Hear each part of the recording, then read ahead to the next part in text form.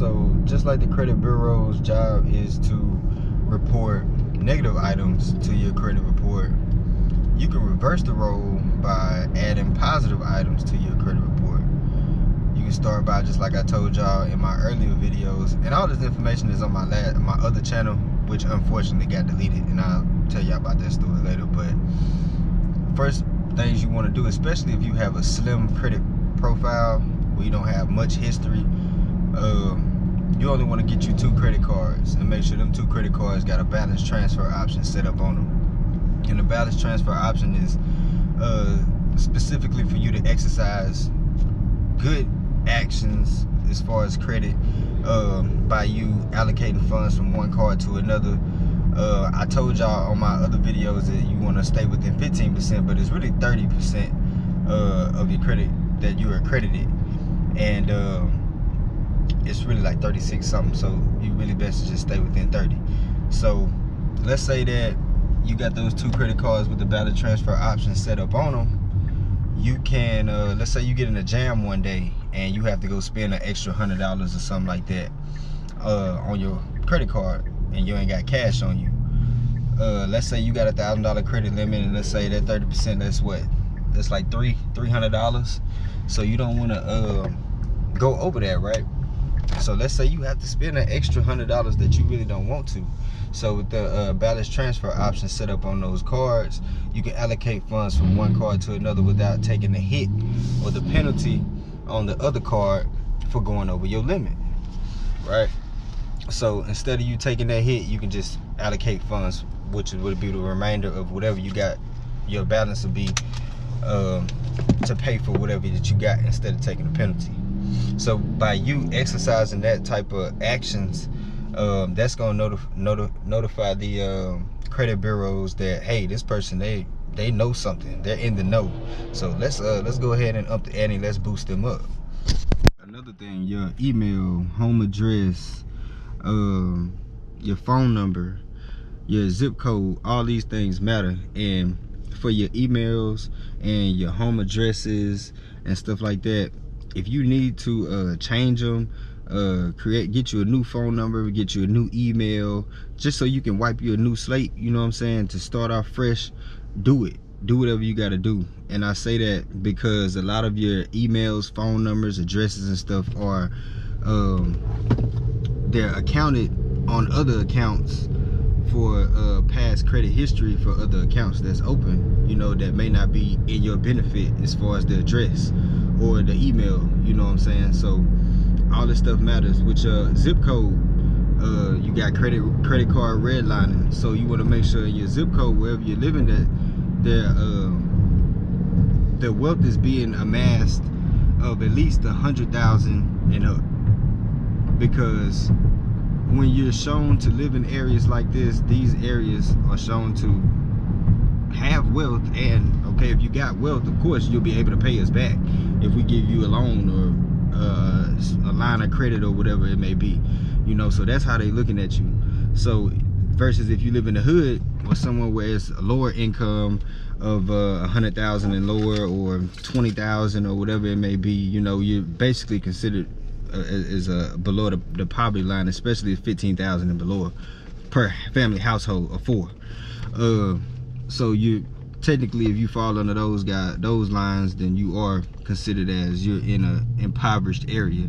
So they're not gonna give you, so to speak, lines of credit as they would as someone that live in a nice area or neighborhood or something like that. So let's say if you're a person, it could be a person that's in a neighborhood that amasses wealth of 100,000 or more, and they may have a 550 or 600 credit score, and you may have a 700, 750, and you live over in the hood. They'll get more access and more concessions to things than you would, simply because they live in a better area, you know, not because they got a better credit score than you. So like I say, all this stuff matters. With your jobs, applying to job applications, you want to make sure that they're not doing hard pulls and putting all this stuff on your credit report, because that's gonna make you go down.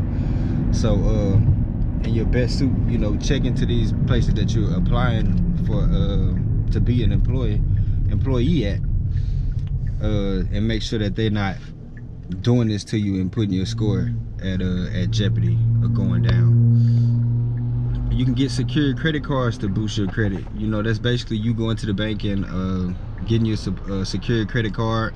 A lot of secured credit cards, they're gonna have max limits on them that you'll have to put on them, like, because you're basically borrowing your money from yourself and paying it back. Most of them are like $500–600 that you have to put in there. Some may be $1,000. I guess it may depend on where you're going as far as your bank. I would advise a credit union. They'll definitely get you a secured credit card and get you squared away. You may not have to put that much money down to open up the secured credit card account. So that's one way you can do it.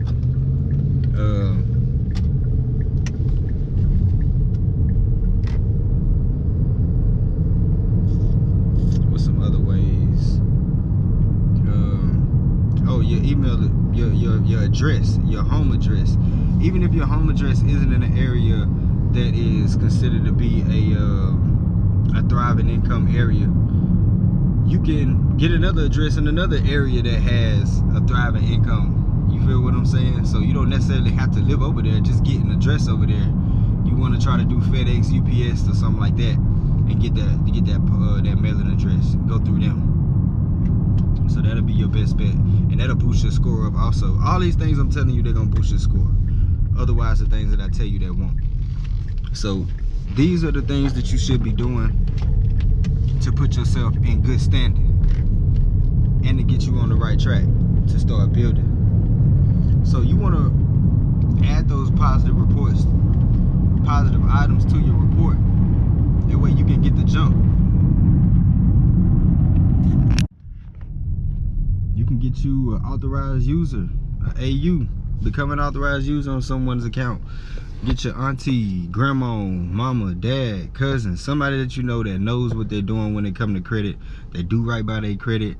They're established. You can tell them, hey, make me an authorized user on that account for 3-6 months. Let me ride on there. Let me piggyback off your score so I can build my credit. And just tell them don't give you no card. This is credit pimping 101. Especially, I advise this for men and women. Strongly advise credit pimping 101. You dealing with females, you out here in these streets, you got your energy here, you got your energy over there, you got your energy this way, that way, you claim you a player, you claim you this, you that, you got these hoes, you doing all this and that. You ain't doing nothing if you ain't getting no women with no qualified women with credentials on your team for them to make you authorized user on their accounts. It doesn't matter how many people that you get to make you an AU on their account. It could be 5, 6, 7, 8, 10 people. It don't matter. You feel what I'm saying? And then once you're done riding on their trade line, just jump off. Tell them take you off. It's that simple. Tell them don't get you no card so you can cut down all confusion. All right. So, but like I say, man, make sure you choosing wisely, men and women. Men, don't be out here fooling with no hoes who ain't got no credentials. These hoes that just want to take your money and they just want you to pay for everything and for their friends too. Them the ones you definitely don't want on your team, man. Unless they got good credit. Alright, so if you're gonna be dealing with people, get something more out of it than just sex and taking up time and wasting time. Feel what I'm saying? Everything that you do, it should be better. You should get something out of it out the back end, no matter what it is. I'm gonna go and show y'all how to get the jury with your credit. These different jewelers, they offering y'all the opportunity to flex your shit, but you're just not reading and seeking. You see it, but you don't know what it is. So I'm gonna break that down for y'all in the next videos, and we're gonna really get to that, because I know all y'all like jury. Because rappers and entertainers and stuff like that, people with businesses, they do it all the time. They go to a jeweler.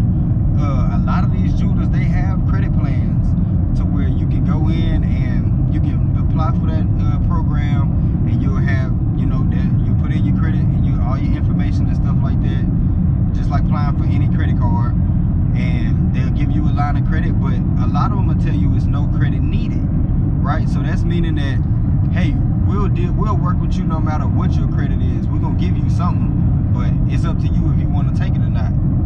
So no matter what your credit score is, take what they give you. You know you're gonna pay off on your jewelry anyway. You know you want your jewelry for the most part, and you ain't gonna just leave it up there, especially after you done paid down on it. So go ahead and get something out the back end that's beneficial to it, because most of y'all don't know nothing about appraisal papers when y'all go get y'all jewelry. Y'all just throwing away thousands of dollars. You know what I'm saying? Like, y'all not even educated on jewelry. So at the least, use your credit, pay it back when you get your chain, and take it home. Then on top of that, you can leave with your chain that day. You ain't gotta wait to pay it off. You can leave with your chain that day, pay it off, and once it's off, once it's done, it's done. You can pay your chain off, and on top of that, it's reporting on your credit report, and you going up. Why not? You feel what I'm saying? So we're gonna jump into that, man. Make sure y'all make this information applicable. Share this video. Most importantly, share this video. Like this video. And make sure y'all subscribe too, man.